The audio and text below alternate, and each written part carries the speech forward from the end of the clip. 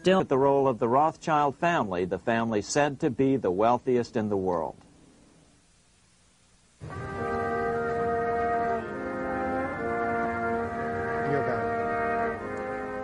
This is Frankfurt, Germany. 50 years after the Bank of England opened its doors, a goldsmith named Amschel Moses Bauer opened a coin shop, a counting house, in 1743. And over the door he placed a sign depicting a Roman eagle on a red shield. The shop became known as the Red Shield Firm, or in German, Rothschild.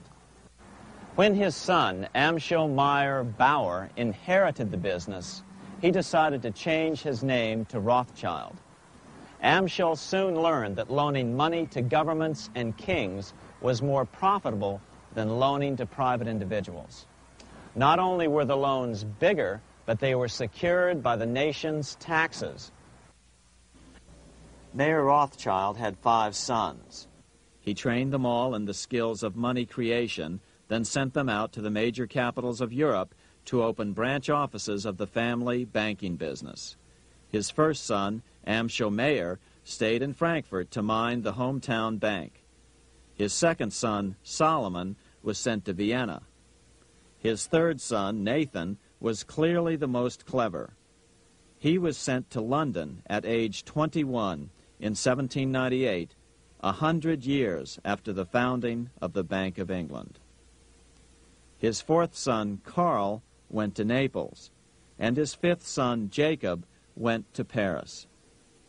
In 1785, Mayer Amschel moved his entire family to this larger house, a 5-story dwelling he shared with the Schiff family. This house was known as the Green Shield. The Rothschilds and the Schiffs would play a central role in the rest of European financial history and in that of the United States. The Rothschilds broke into dealings with European royalty here at Wilhelmshof, the palace of the wealthiest man in Germany. In fact, the wealthiest monarch in all Europe, Prince William of Hesse-Kassel. At first, the Rothschilds were only helping William speculate in precious coins. But when Napoleon chased Prince William into exile, he sent 550,000 pounds, a gigantic sum at that time, to Nathan Rothschild in London with instructions for him to buy consols, British government bonds, also called government stock. But Rothschild used the money for his own purposes. With Napoleon on the loose, the opportunities of wartime investments were nearly limitless. William returned here sometime prior to the Battle of Waterloo in 1815. He summoned Rothschild and demanded his money back. The Rothschilds returned William's money with the interest the British consuls would have paid him had the investment actually been made. But the Rothschilds kept all the past profits they had made using William's money.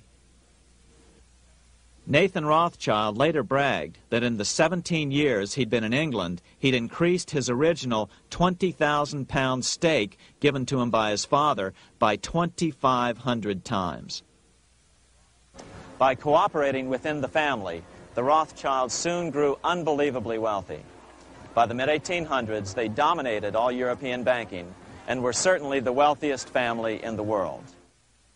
They financed Cecil Rhodes, making it possible for him to establish a monopoly over the diamond and gold fields of South Africa.